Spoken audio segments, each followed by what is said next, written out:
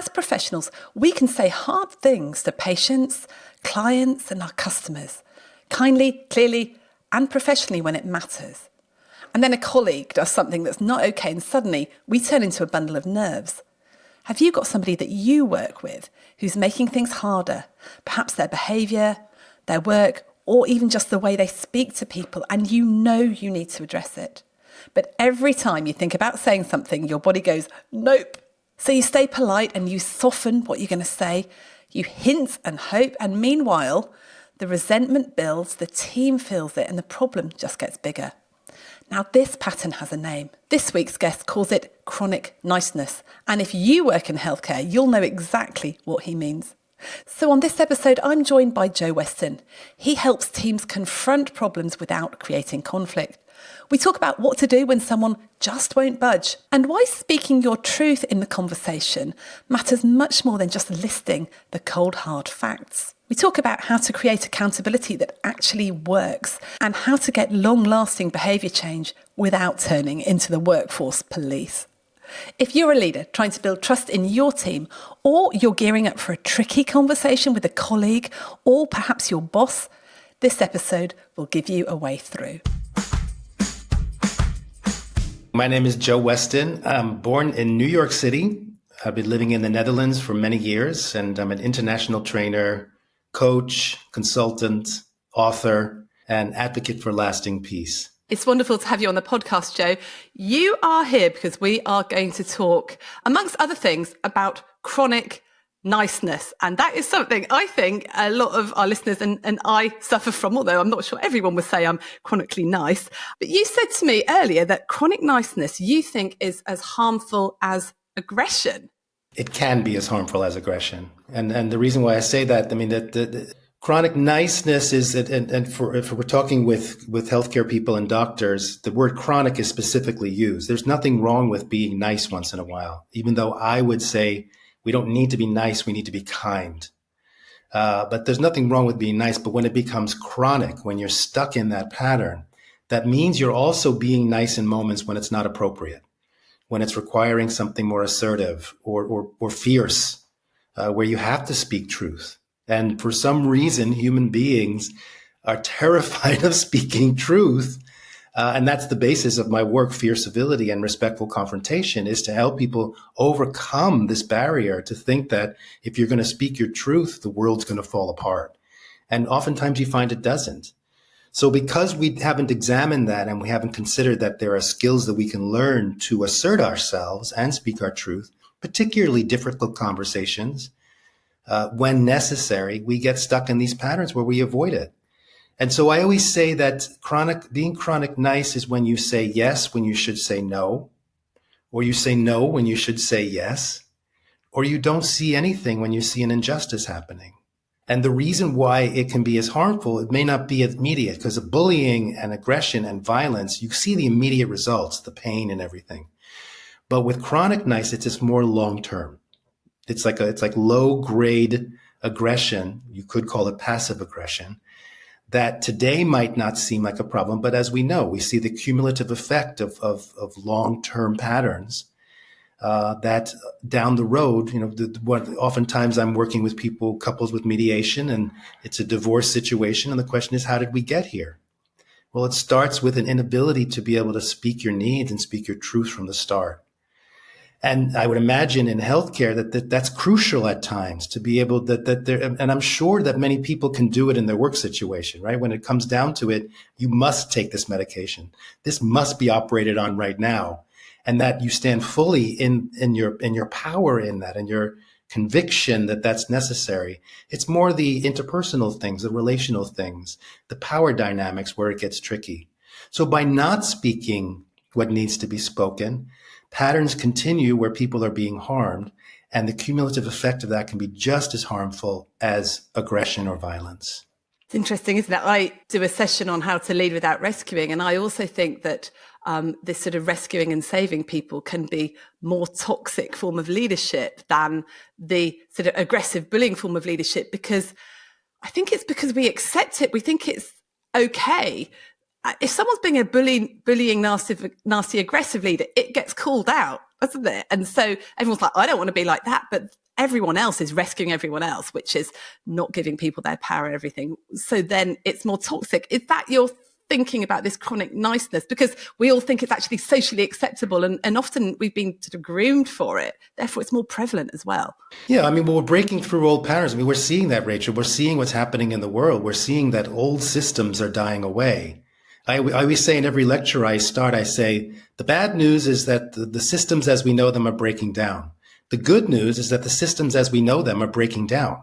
And we can either get caught up in the despair and the fear around that, the anxiety, or we can see the hope and possibility. And so we're being forced, some of us, maybe not all of us, to look at patterns that we just accepted to be true. And part of that, and I know in different cultures, certainly I would say with all humility in British culture, that there's a certain social norm that has to be adhered to.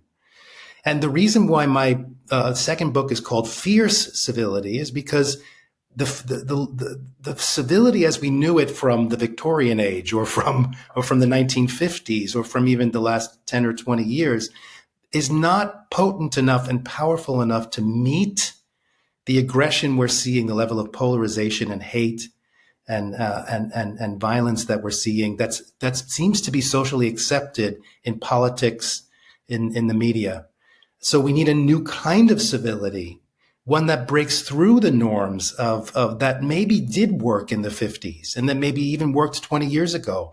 That's the work I'm doing in companies with the Weston Network, is creating cultures of mutual empowerment with this. And it's all focused on the communication that many organizations, I work with entrepreneurs who are doing have innovative products and sustainability and things like that. But I think what they're missing and what's slowing them down is they're also not upgrading their communication models. And we're still using communication models that worked 10 years ago, 20 years ago. But because the world has changed and it's become more volatile and violent, those systems, I believe those communications aren't working as effectively, which is burning us out more because we're working harder to keep up. And that we can find a way to enhance our communication skills that, civility is essential, because for me, what civility really comes down to is a certain core values or a certain core principles. And in my book, I talk about 5 highest human core principles of respect, dignity, belonging, freedom, and collaboration or cooperation. We are at our best when we are not only finding that within ourselves, respect and belonging for ourselves, but we actually advocate for creating an environment where others can find their respect and dignity. And I think going back to this idea of, the bully and the not the protector, but the rescuer, right? You're not really, when you're doing that, your intentions may be very noble, but like you said, you're not empowering that person. And you're not really acknowledging them and seeing them. There's a power dynamic that I don't think is for that person not healthy. And as you know, I did the TEDx talk, A Cure for Chronic Niceness. I talk about 4 tools to break through the patterns of chronic niceness. The first one is regulating the nervous system.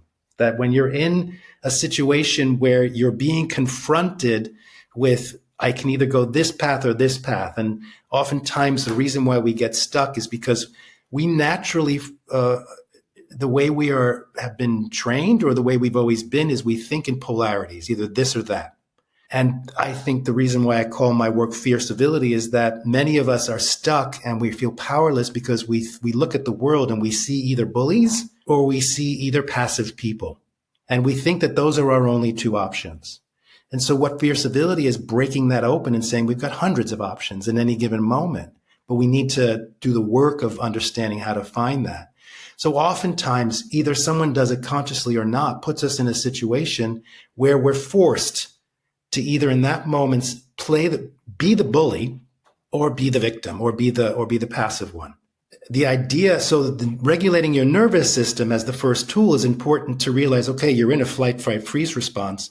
What are you going to do to get back to yourself so that you can do some critical thinking and make different choices? And the second is meeting the others where they are.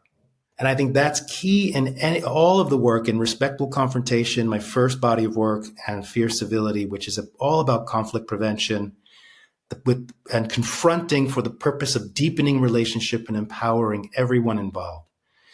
The purpose of that is the meeting others where they are, is that by calling someone into their best selves, even though they're not going to like what they're hearing, they're going to stay in the conversation longer because they feel acknowledged and seen and valued, and that they can see that you're not there to harm them, to bully them, to judge them or criticize, that you're really there to seek out win-win solutions. Wow. So those are the first two tools. Before we go on to the other tools, I have a question. Because earlier you said that doctors and nurses and healthcare professionals, we are really good at telling the truth to patients, even then when we really don't want to. And that has changed because, in Victorian times, you used to keep the truth from patients because they couldn't handle it. Now that's totally unethical. If someone's got cancer and they've only got days to live, we tell them, even though it's a horrible message to get across, we know they're going to be upset, all those sorts of things. So, and we're good at doing it. We're good at doing it and we're trained to do it. So why can we do it with patients, but not with colleagues? I'm going to take a breath on that one.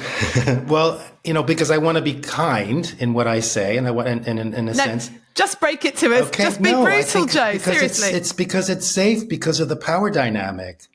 It's it's a setup. The structure is set up that the doctor has the power and the doctor has the knowledge, and that's not bad. That's not good or bad. It simply is. So in a sense, the parts of us that are afraid to speak truth, we can step into it there. I have that as a coach and a facilitator. I'm bolder in those moments than I am with my friends or family because of the structure that's set up, because of the authority I have, right? So I think that that's why there's a confidence in what I'm saying is true. And if nothing else, you need to hear it. Whatever you do with it is up to you, right? Says doctor. But you need to hear it. It's my obligation. It's according to the law and my ethics that I say it. So I think that's it. There's also the ethics behind it, the law behind it.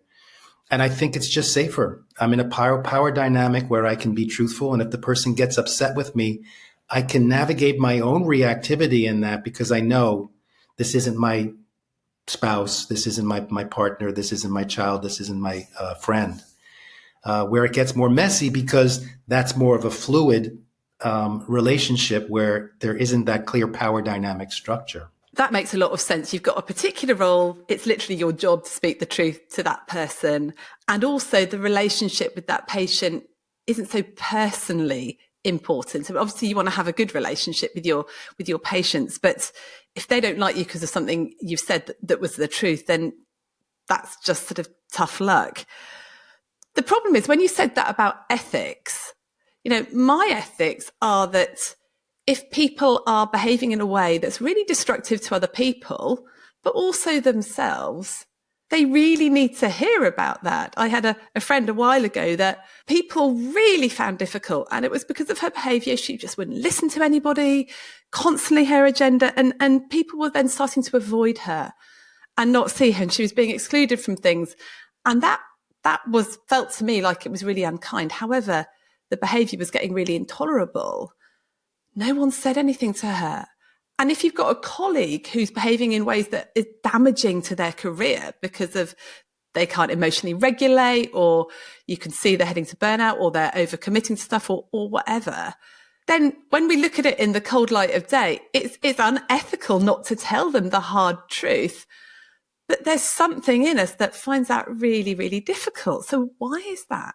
Yeah, it's funny because that's the essence of why I created Respectful Confrontation and Fierce Civility, was to observe that and to just see the disconnect with people having high, clear values and not manifesting that or living that.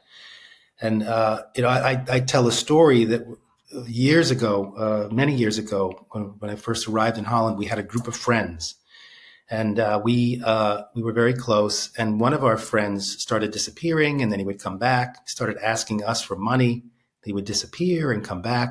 We saw he was not well. We obviously saw he was drinking a lot, and he was not well. But we were chronically nice. We kept giving him money. We didn't say anything. So this is the disempowering piece, right? He's disempowering himself by his behavior. We're disempowering him by not saying something. we're disempowering ourselves by not saying something, right? We're not taking care of ourselves. And that's the patterns we get in.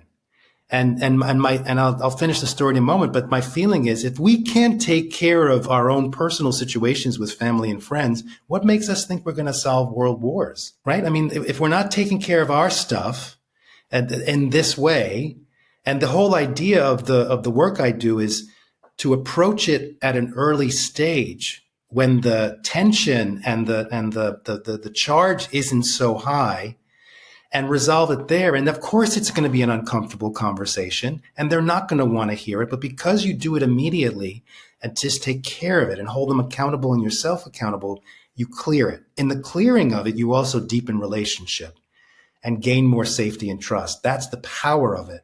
But it's when we don't say something and then 2 or 3 years later, we're like, we now have to say something. It's almost impossible. You almost have to go to HR to call them in. And it's because you didn't deal with it when it needed to be dealt with. So back with my friend, I had it, and you can call it ethics, you can call it values. For me, just in myself, I could not say something. So I did, and I did it in a respectful way. And I said, I mentioned what we're noticing. I'm not going to give you money anymore. And we're seeing that you're harming yourself, and we're worried. He got furious. He got even a little violent, and he wouldn't talk to me. He turned a couple of our friends against me. It was a mess. And then I started questioning, did I do something wrong? And I kept coming back to no, my motivation was to empower.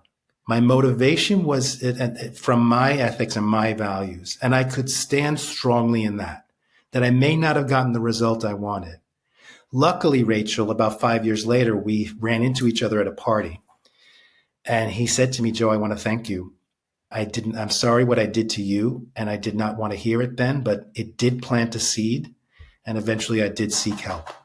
Now, I'm glad I got that gratification 5 years later to resolve it within myself. But on some level, I didn't need it because I still could stand in my conviction that according to my values, I did the thing that was needed. I don't like to use words like right and wrong, but the thing that was needed in that moment to take care of. And I talk about this in Fear Civility. We become, instead of being aggressors and defenders, we become protectors and nurturers.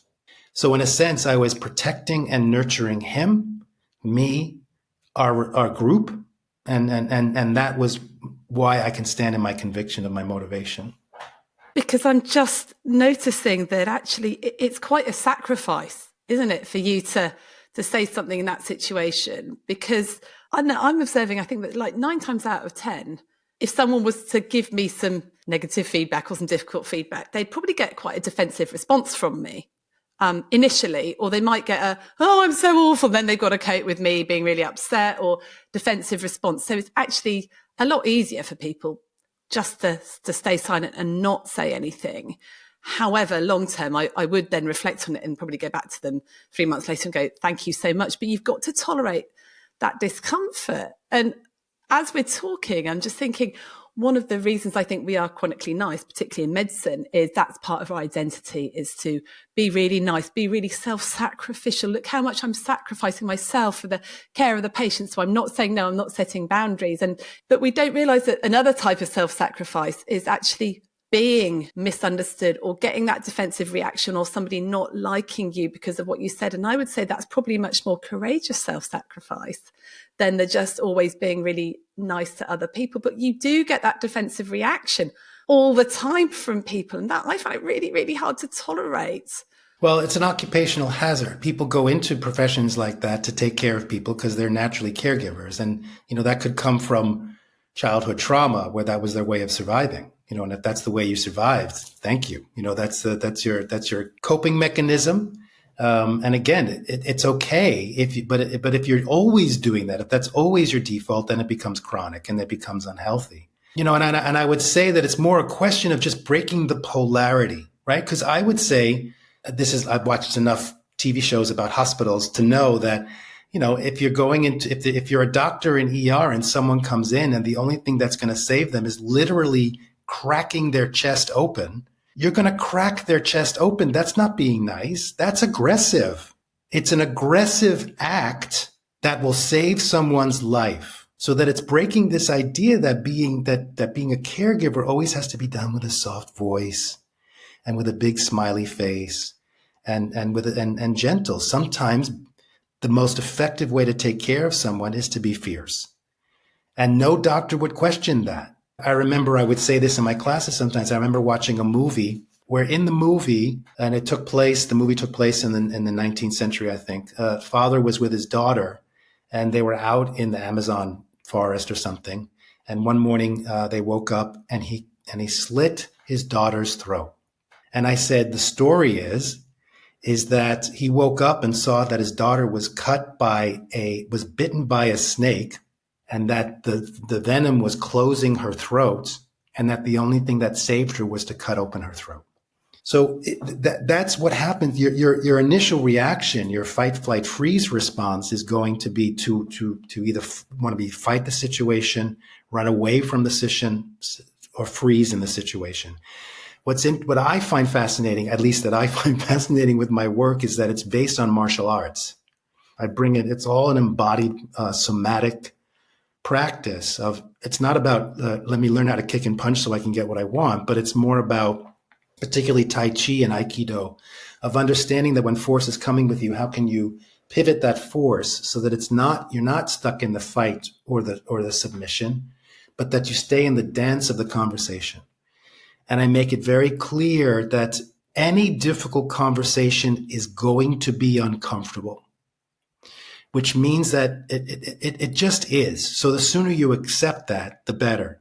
And any uncomfortable situation, the human nervous system will either fight or run away from it or freeze.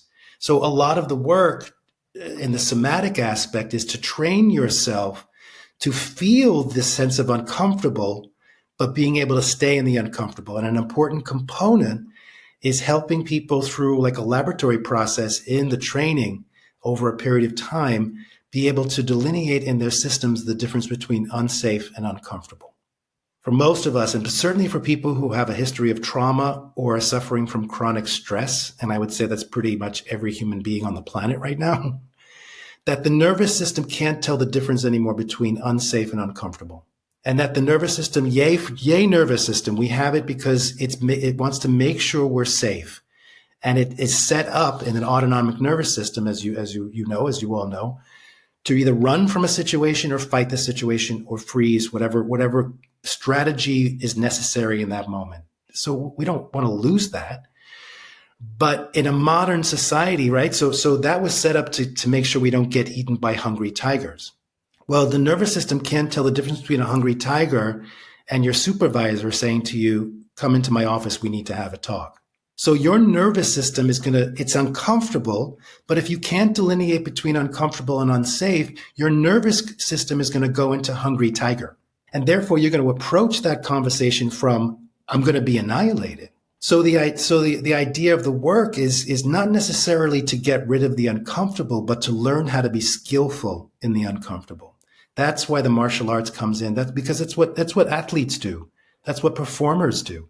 They train themselves on a daily basis to know they're going to walk in where their nervous system is going to be in a high level of stress. The hormones are going to be off the chart, but they can still have clarity of thought, and the mind-body connection is still there. Higher brain, lower brain is connected, and they can still function well. So I'm sure doctors can do that, particularly ER doctors, right? Or emergency doctors. Thank you for doing that, and you do it brilliantly, so you have the skills.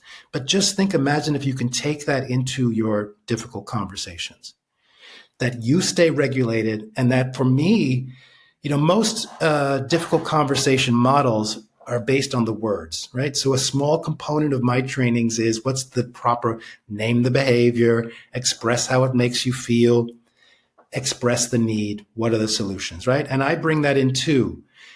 But because of the conversation we're having now, most of my work is how do I approach the situation that I make the conversation as easy for the other? So the third tool, and this brings in the third tool, right? So in the TEDx talk, A Cure for Chronic Niceness, regulate the nervous system, meet the others where they are. That already puts them at more ease, right? So you're regulated, so they're not there because If you're going to walk in dysregulated, they're going to get dysregulated. If you walk in regulated, their nervous system is going to be like, I can trust this, right? Meet the others where they are is that they feel that they're seen and heard, and not from a higher place you're judging them or criticizing them. And the third is create safety and trust. This is a way of getting buy-in, of calling people into the conversation, that even though they're not going to like what they hear, they'll stay in the conversation longer, which brings to the fourth tool, is getting collaborative buy-in, so that they're willing to work with you collaboratively to come up with a solution. And if I can go on, I mean, in the work, I spend a lot of time helping people rewire in their own thought process the difference between confrontation and conflict. If you look at the etymology of the words, the etymology of the word conflict is very much about battle, fight, harm.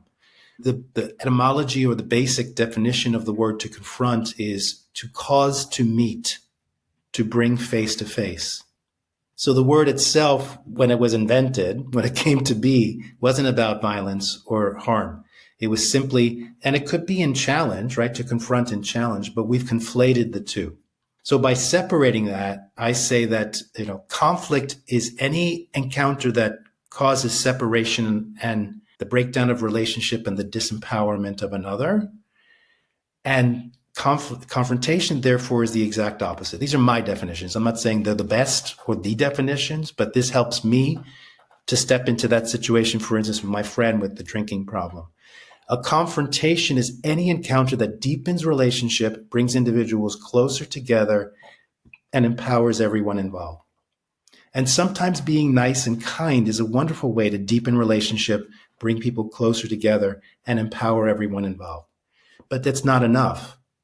And I would say that to truly deepen relationship, cultivate relationship based on safety and trust, there has to be time given to the difficult conversations. They're messy, but in the messiness, if you can both stay in it with hearts open and respect, you'll come out with more understanding for each other, more respect, and that's what deepens the relationship. I absolutely love that difference between confrontation and conflict. That conflict separates and confrontation meets and brings together. And if we could, in our heads, switch round and say that actually, that I'm going to have a confrontation because I really want to meet that person and deepen the relationship. Wow, that is really, really empowering. But before we do that, I just want to go back firstly and ask you, how do you teach people to know the difference between unsafe and uncomfortable? Because I think that is a key thing that you've hit on. And you're right, in medicine, we see a lot of things as unsafe. And even the patients we're trained to think of as unsafe, and we go into fight, flight, or freeze because, we might get sued if we make a mistake. So we're in that threat zone an awful lot. How do we know the difference? How would you help someone tell what the difference is and then act on that difference? Right. I can't tell them how the difference is. I can help them feel it in their bodies. I can give them awareness. I give awareness and tools and exercises and skills to slow down the system, the nervous system, to gain more awareness, to understand that your wisdom resides in your body. Your intellect is in your brain, but your wisdom resides in your body and your heart. And I think the reptilian brain gets a bad rap, right? So I'm like, yay, reptilian brain. The reptilian brain has a lot of wisdom. All it's there to do is care for you. That's it. Its only function is to take care of you and keep you alive. That's beautiful.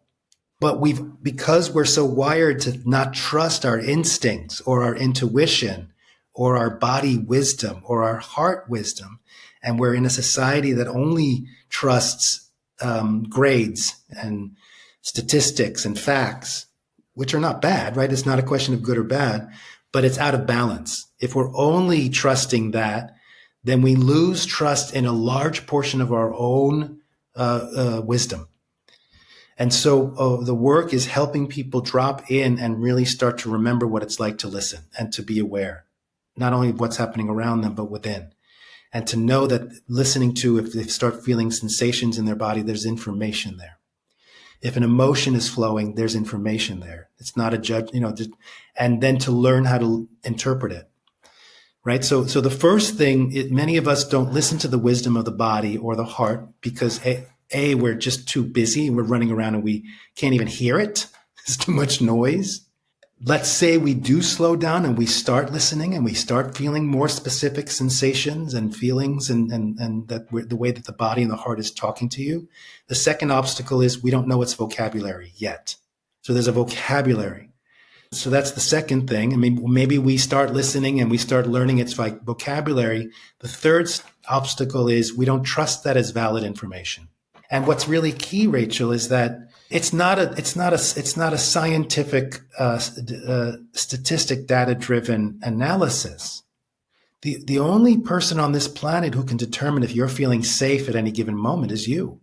And if people question that and say, "Oh, that's just ridiculous," then you say, "Well, that's your truth that it's ridiculous, but this is what I'm feeling right now."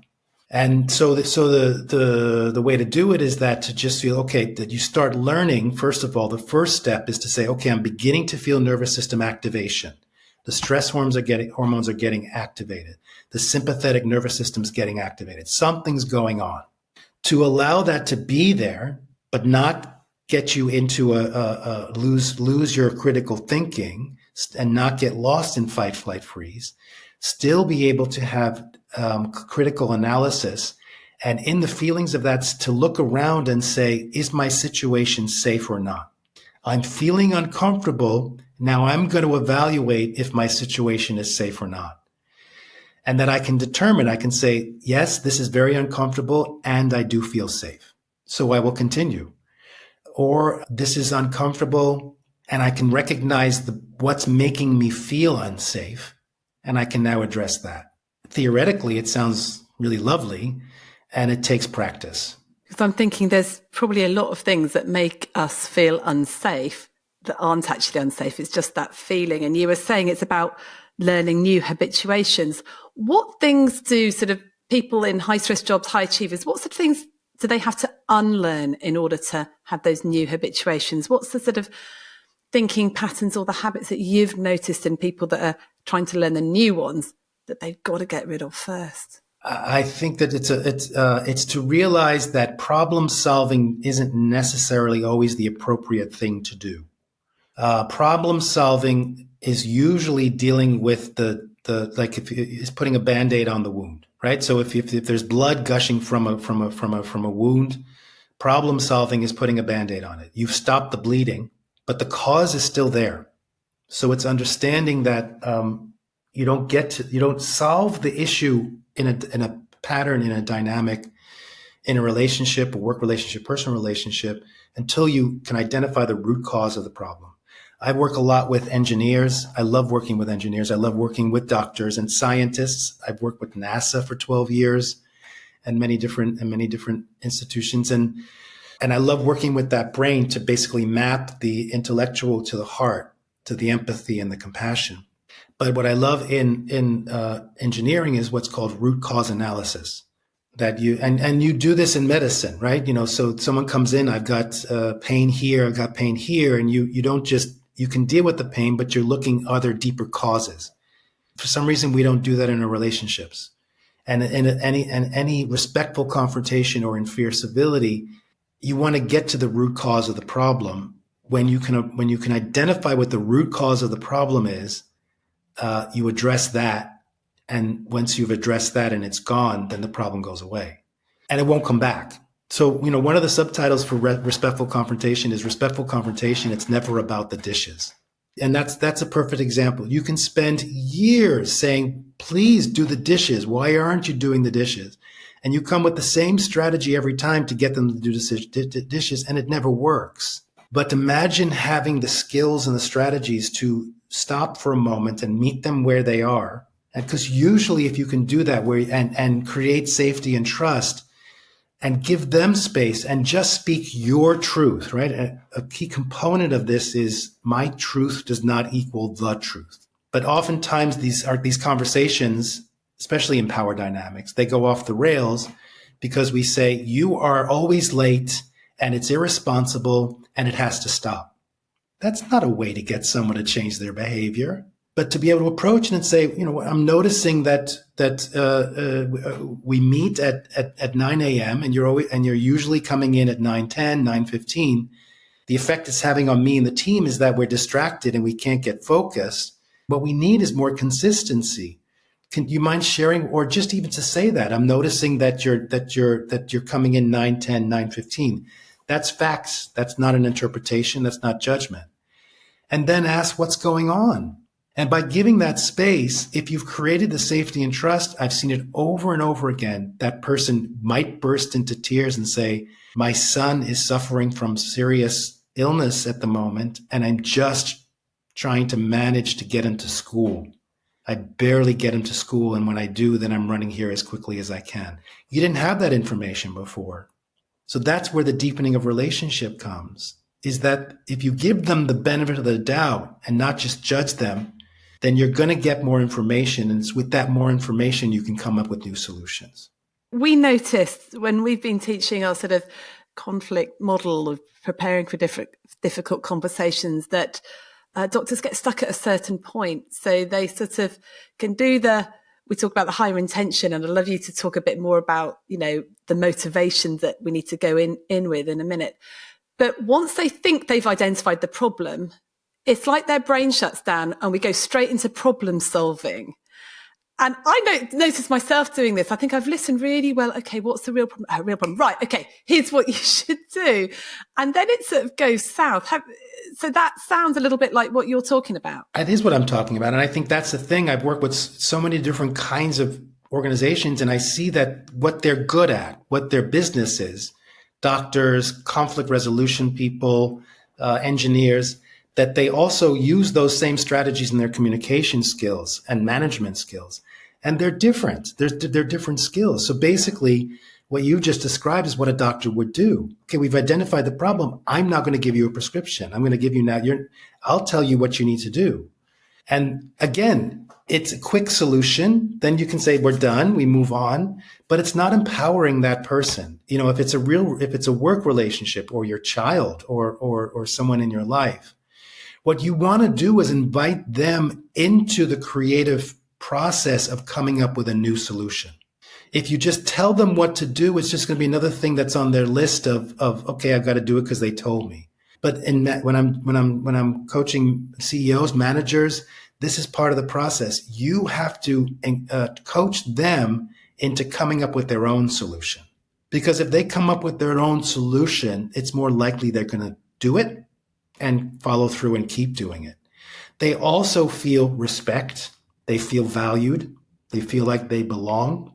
This is becoming more of an issue, is this sense of how are you calling people into the work process? Because a lot of people are leaving. The retention is a real issue. How do you keep people? Well, you keep them. And there's been statistics that have said that many people leave not because they didn't like their job, but because they didn't feel valued. They weren't getting any purpose. So as a leader, as a manager, as if you're working with a team, what can you do? Your job is to help them feel like they have value. If they feel that, then they're going to come to work and want to give you their best. What if you've stated the facts in a very, non-judgmental way, but they don't agree that it's a problem? Because actually this behavior is serving them well. They're getting quite a lot out of it. Oh, this is fun. Okay.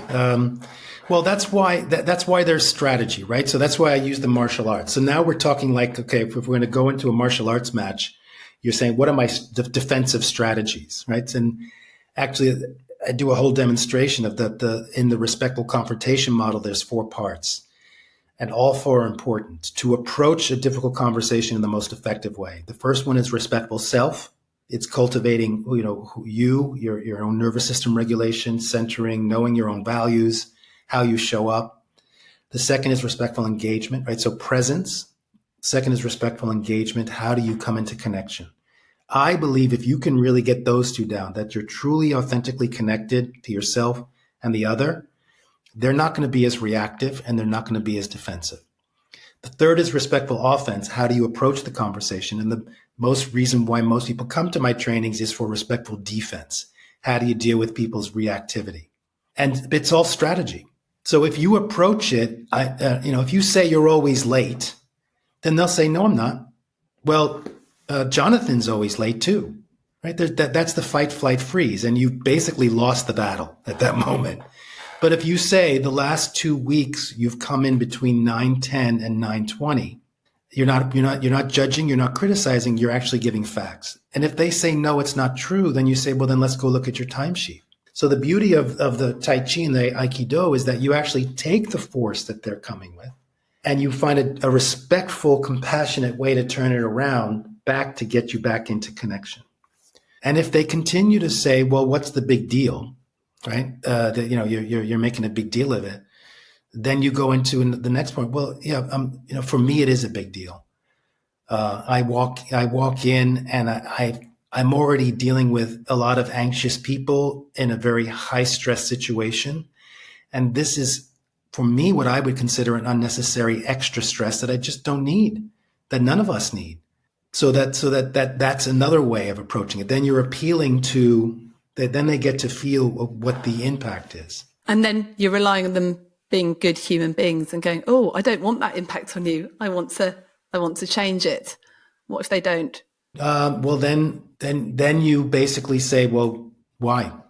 If you're doing this behavior and we have proof that you're doing this behavior and I'm telling you the impact it's having on me and that doesn't bother you, why? Why doesn't that bother you? And I guess if they said, well, because actually it doesn't matter as long as I'm okay, then at least I guess you know what you're dealing with. You can go, okay, then respectfully, we just need to agree to disagree because this possibly can't go forward anymore. Well, yes. I mean, I wouldn't say, I don't like using the expression personally agree to disagree because particularly in the fear civility, it's important because what we're seeing playing out politically and everything.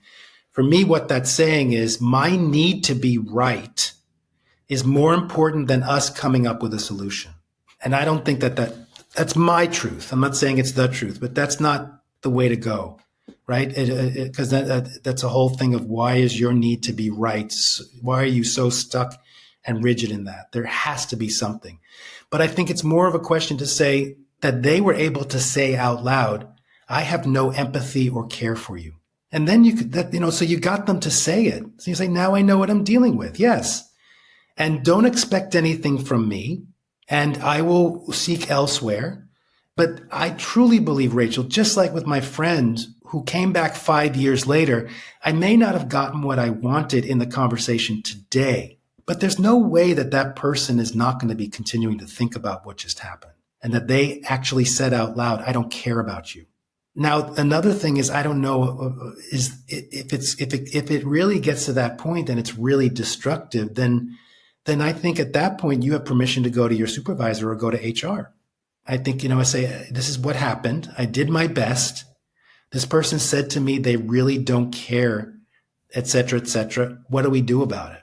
Yes, because there's no point in flogging a dead horse, is there? If that person is going to be completely intransigent, doesn't want to see things from other people's perspective, is completely self-absorbed, and they've stated that, then at least you've got the clarity. I think that clarity is, and in a way they're being kind. Clear is kind, right? They're saying their truth. You might not agree. So how do you then deal with that when you've got someone who's being intransigent, who's saying, well, I don't agree. I'm not going to do that. I don't actually care about you or the partnership or the, and we've had examples from listeners of that where there's been a consultant in their bunch of consultants who's just setting very harsh boundaries, which is affecting everybody else. Now, I'm all for boundaries, but these people are really taking the piss. So what do you do when you can't escalate it upwards? Yeah, that's a good question. So I'll give a few ways to approach it. It's already too late on some level at that point, you could say. The idea is to be proactive, right? So if I'm working with a team, I do a whole values clarification and where everyone gets to state their values, everyone gets to share it with each other. They get to honor each other for those values. And then I say, let's write that on one big, large piece of paper, everyone's top 1 or 3 values. And are we willing to make this list of values our code of ethics of how we treat each other? So the proactive thing is to start with a code of ethics, a code of behavior, not a code of ethics of how you treat your patients or how outward facing, but inward facing. Many companies forget that, particularly caregivers. We think, and it's shocking to me and the hospitals I've worked in and the healthcare providers, that these are the most loving, caring, nurturing people with patients, but how they treat themselves and each other. It's quite remarkable. I'll leave it at that. And there's a disconnect. So the work is about particular, I think, and that's the shifting of the paradigm.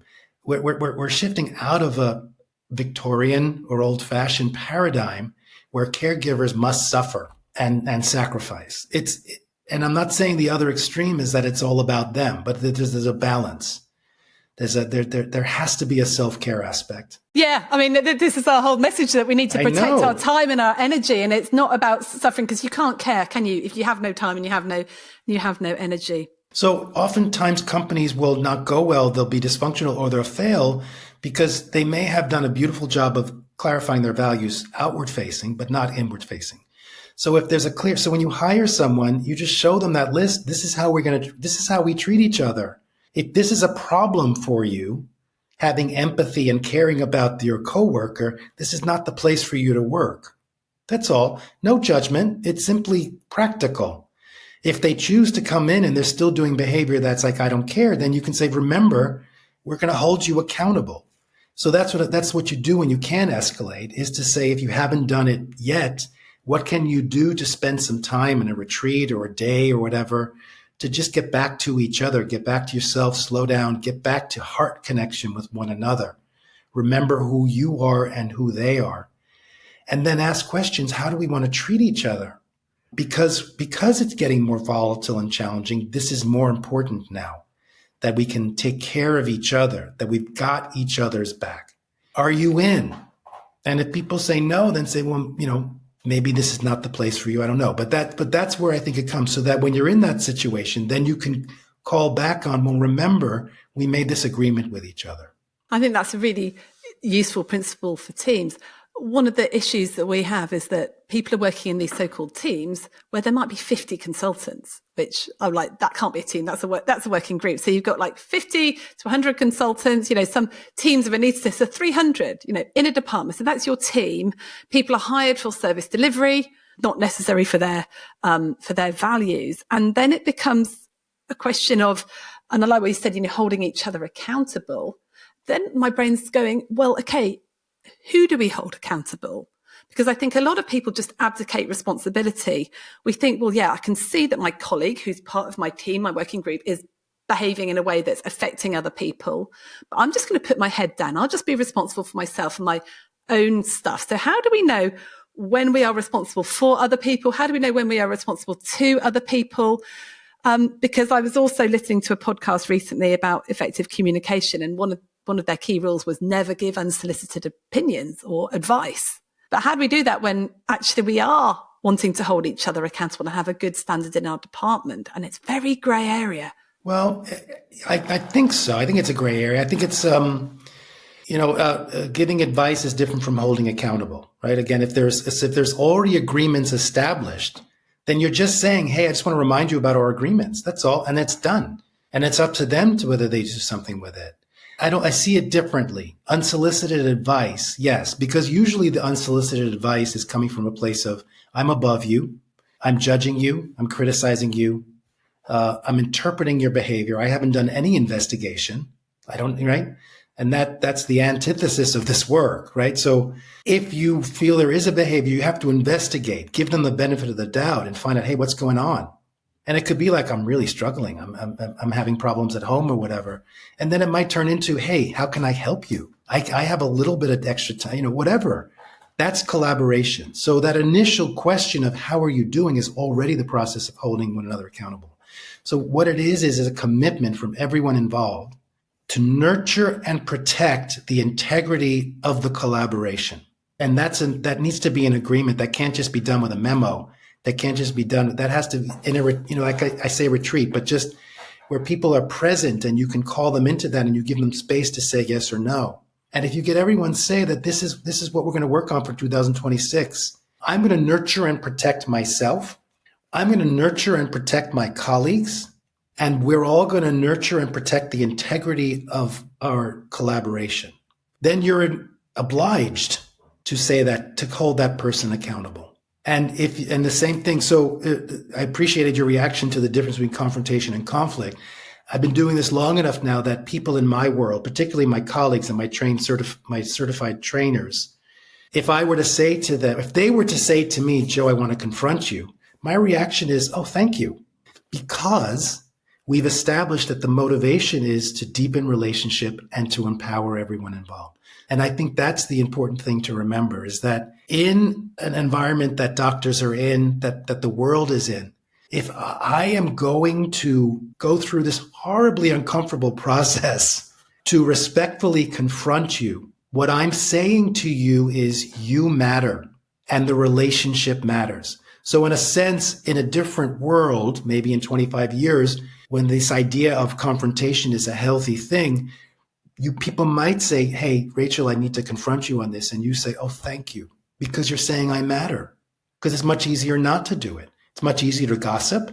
It's much easier to start talking about people and to disconnect. And it would be really good to be able to say that up front, because our inner amygdala chimp response, it is so strong that we do get these reactions. How could you say to somebody in a sort of non-patronizing, non-cringy way, I want to have a confrontation because I want to deepen our relationship, which means I'm going to say some challenging stuff?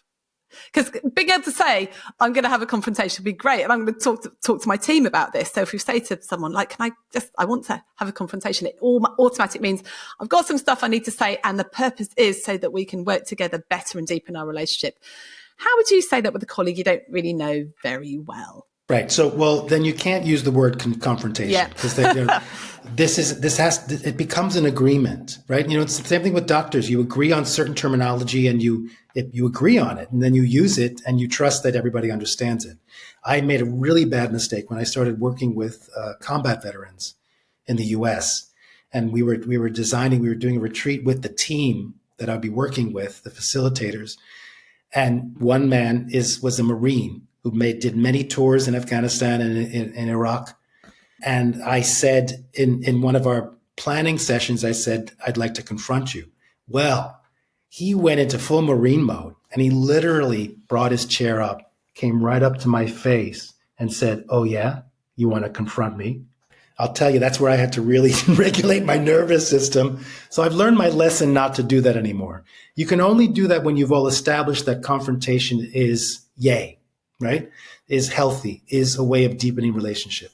But what you could say is, listen, do you have some time now? Or if not now, can we find some time, 20 minutes, 30 minutes?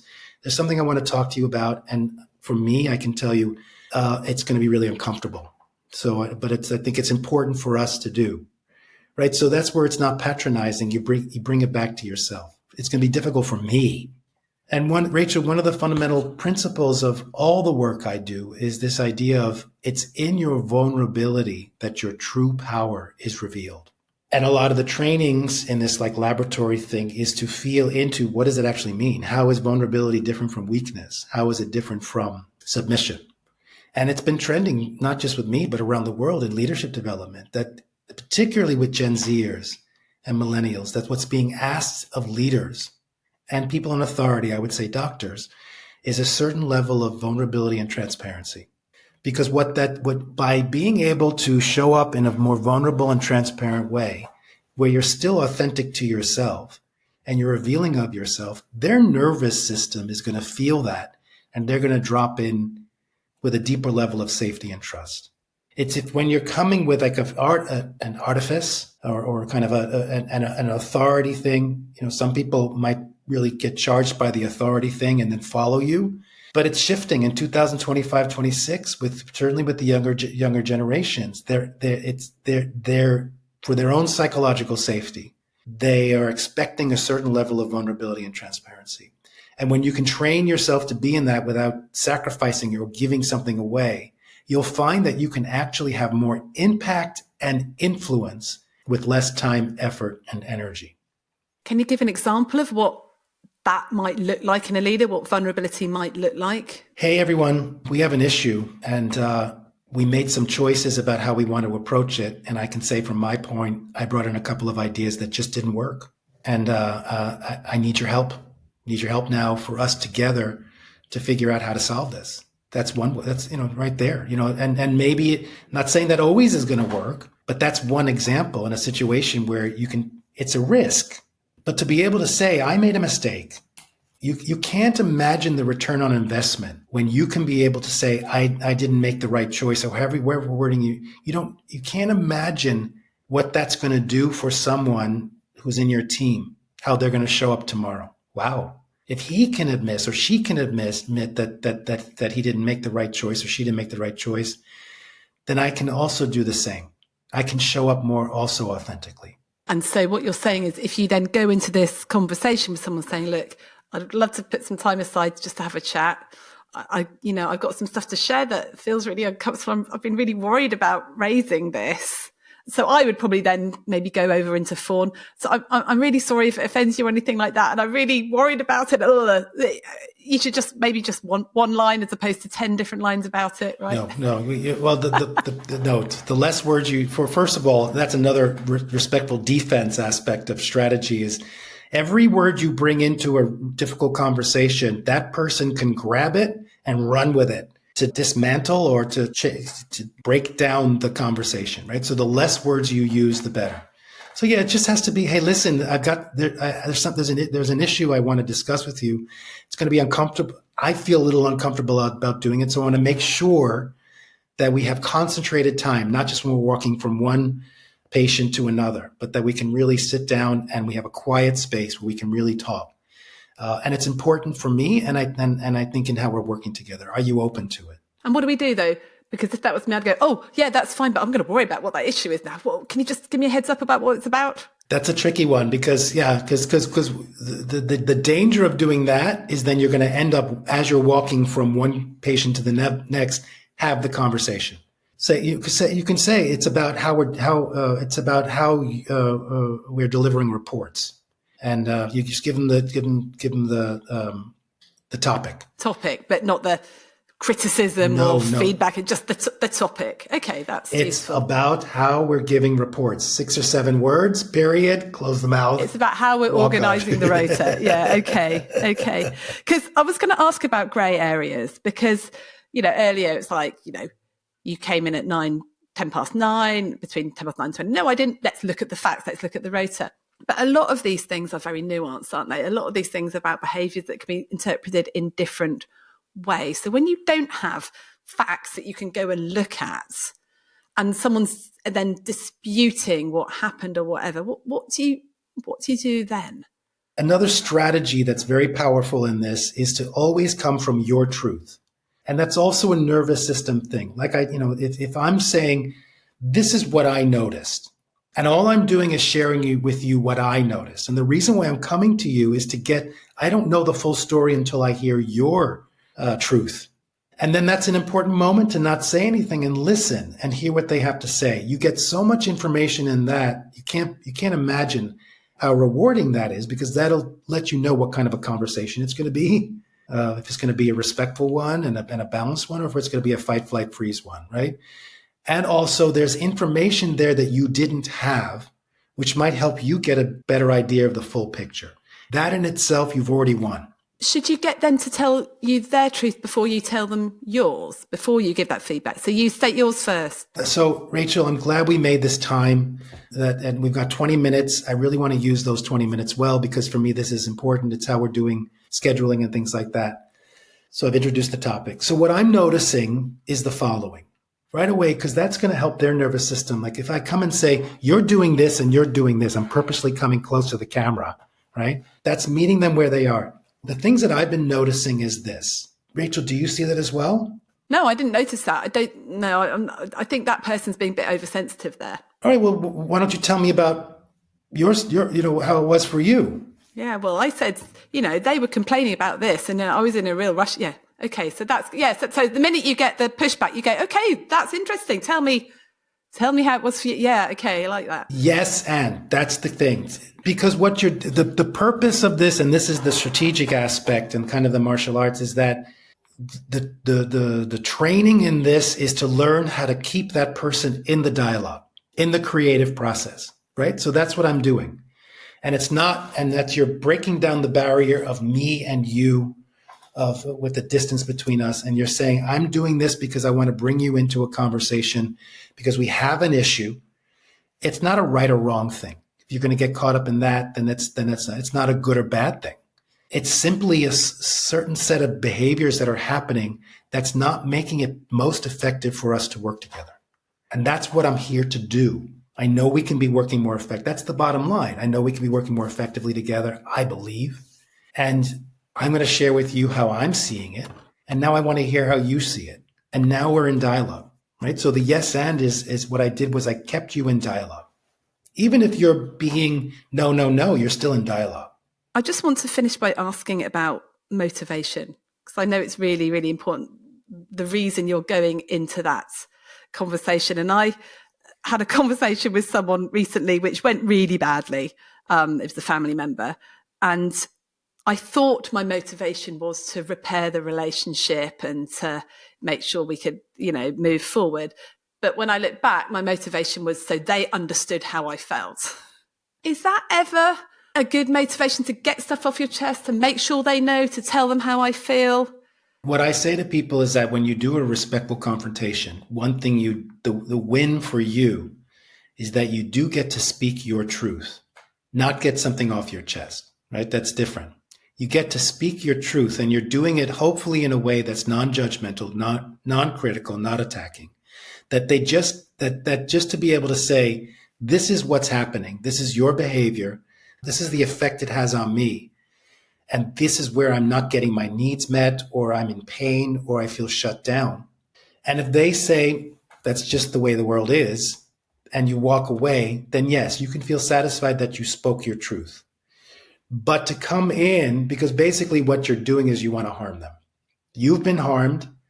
And that's that part. And those hormones are delicious, Rachel, right? Oh, the hormones, they're delicious. You're going to suffer because you've made me suffer. And that's a hard one to break. But that's a fight response. You made me suffer. I'm going to make you suffer. That does not lead to deepening of relationship and the empowerment of everyone involved. It has a different purpose, which is satisfying temporarily some delicious pleasure hormones. So that's the motivation piece. The motivation, and I'm glad you brought that up, because for me, this is my life mission, is particularly at this time in the world, is imagine if each one of us woke up every morning and with glee said, who am I going to empower today? Every human being. And for those of us who are beginners, say one person. For those of us who are advanced, 10 people. And also imagine what the world would be like. That's a motivation. That's my life motivation, is that there's so much suffering. What can I do to alleviate the suffering of others? There's so many unhappy people. What can I do to bring them more hope and possibility? That brings me purpose. So in terms of motivation, yes. So if I'm working with people or family members that are suffering, or that our relationship is not as joyful and flowing as it can be, I feel committed to make an attempt to get us back to that flow, to get us back to that open-heartedness, love. And so it's relationship maintenance. So the way to approach this is to first look into who you're working with whom do I have flow, that the collaboration is based on safety and trust, that I only have to say 4.5 words and they understand exactly what I mean. That's wonderful. And all your relationships could be like that. Of course, in an ideal situation. So the relationship maintenance part is to say, okay, so the ones that are flowing, what can I do to just maintain that? And to appreciate them and say, thank you so much for how we work together. I can't, because that's important also. That's also a confrontation. To deepen relationship and power is to give positive reinforcement. But then to look at the relationships where that flow isn't happening, where it's stagnant or whatever, and to think, what can I do to introduce the possibility of us breaking through some of these barriers to get back into flow? So it's all about motivation. And as a team leader, how can you get your staff to buy into the same motivation? And that's what I call a culture of mutual empowerment. And I've worked with companies where they didn't believe me at first, and I've seen it happen, where I say that if you are truly have a culture of mutual empowerment, where everyone wakes up in the morning and says, I'm going to go to work and who can I empower today? Then it's possible that you'll go home at the end of the day with more energy than you came in with. How can you build that into the system? So someone told me once that Google or one of the big tech companies said that every day somebody had to go to somebody and say, I've got something to tell you that makes me feel uncomfortable, but I'm going to say it anyway type thing. I mean, how can you build in this regular empowering of each other so it just feels like something that we do rather than like this really big deal when we have to I've got to have a 20-minute conversation, I've got to build up to it for days, et cetera, et cetera. Well, I think it starts with teaching the tools, teaching the tools and having this conversation. Do you think that this is important? Right. So, do you think a culture of accountability is important? And, I say that particularly now, having worked with also a lot of organizations that are nonprofits where inclusivity is important, right? An inclusive work environment. What I find missing from a hierarchical system is inclusivity. And there's a built-in accountability, right? It's hierarchical. What I miss oftentimes in an inclusive work environment is accountability. And for an inclusive work environment to be healthy, there must be agreed upon systems about how to hold each other accountable, because you don't have the hierarchical anymore. So it's just a question that you start with the philosophical. Do you see this as important to a group of people? It's about just getting them to buy into to this. Do you see what does accountability look like to you? When does it go bad? When is it harmful? And when is it beneficial? And that's a starting point. That can take one meeting, that can take several meetings already. And then you say, if we agree to do this, maybe we should work together to learn some tools to do this. Joe, I've just had a complete epiphany, because when we're talking to leaders about, empowering your teams, getting out of the rescue of being more in coach, we talk to people about encouraging people and empowering people to solve their own problems. And I think the piece that we've been missing is and speaking your truth and confront in the best way, that you define confrontation. So we need a coaching approach to encourage people, and a good leader and a good team need to be regularly confronting each other, right? And the more you practice exercises of being present and connected, then it's just you gain the sensitivity, which I'm sure doctors have in dealing with health issues. You start thinking, what's the health of my team? And that you begin to feel, I'm beginning to feel that there's some tensions happening here. And that's when you approach it. And because it's still a low grade aggression, right? It's like, and oftentimes if you've made the agreements, like we said, it's just, I'm noticing that you're whatever it might be. And if there's already an agreement that it's okay to do it, they'd be like, oh, thank you. Because a culture of mutual empowerment is working with a principle I call benevolent competition. That competition is essential. And basically a culture of mutual empowerment is saying, I'm going to show up fully in my power and give my personal best, because by doing that, I create an environment where you get to be your personal best. So confronting actually is a tool to help people be their best selves. So that if I confront you in the moment because you're doing something that we agreed you wouldn't do, and I say, oh, Rachel, I'm noticing you're doing that, then in a healthy situation, you say, yeah, because we can't see our behaviors. That's the beauty of relationship. We become mirrors for each other. And we know this, don't we? I know that if I'm doing something that's difficult, hurting people, hurting myself, I want people to tell me. Yeah, I don't tell other people because of the uncomfortableness of it. We need to finish, Joe, but would you have 3 top tips that you would recommend that people do? What 3 things will be the most effective for people to start doing or even stop doing right now? Do practices to begin to deepen your relationship with your own nervous system and the wisdom of the body and the heart. To start listening to that information, it's valuable information. Start practicing on a regular basis that any situation you're in, to assess it and not judge it. If you're driving, for instance, what an assessment is: gray car passing me on the left, my foot's on the gas, my other foot's on the clutch, and that's an assessment. A judgment is, who does that person think he is cutting me off? Like the woman that honked at me very loudly in the station car park this morning because I happened to just nudge in. Yeah.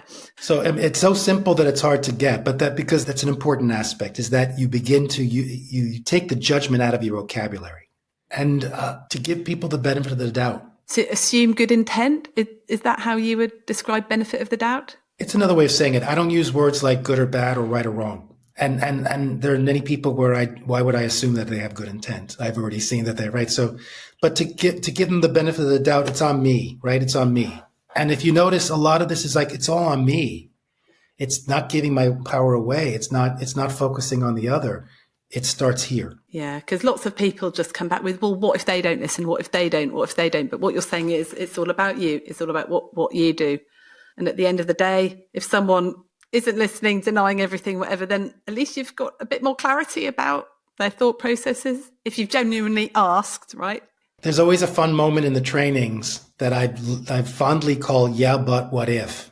And that's what I think that's what you're saying you want to get to, is that the critical mind and the healthy critical mind begins to say, yeah, but my mother-in-law, this would never work with her, or my boss, or my 14-year-old child, this would never work. And that's fun because that's your nervous system going into a fight, flight, freeze response, right? And the answer to that is simply, it's not that it won't work. Sometimes it won't work. It's just that it'll be harder work. It's just more of a challenge. And that's why the martial arts, a martial artist at a certain point wants the more difficult challenge because it calls them into a higher level of skill. So it's, yeah, I get to do black belt with my mother-in-law. Exactly. Well, this is such a mindset shift of like wanting to have confrontations because you know they're going to deepen the relationships and practicing these skills. So maybe all of us, if we just try and have one confrontation this week and then test, presumably the more you do it, the more it feels like a muscle that you're learning to use. It feels more natural. We just do it more and more, right? Yeah. And I did this to say, if you're going to do that this week, don't go with the black belt person. Start simple. Start to do an easy one. Do one like pole vaulting, right? Only jump about, just 1 meter or something. That is very good advice. Very good advice. Joe, it's been wonderful to chat with you. If people want to find more about you, how can they get hold of you? My website is joeweston.com. My TEDx talk is A Cure for Chronic Niceness. My books are Mastering Respectful Confrontation and Fierce Civility. And you can get them on Amazon and on my website. And I'm on social media. I'm on LinkedIn and Facebook. That's great. And it's Joe Weston, spelled Joe and then Weston. Joe, thank you so much for being with us today. And hopefully we'll speak again soon. This is so much fun. Let's keep doing it.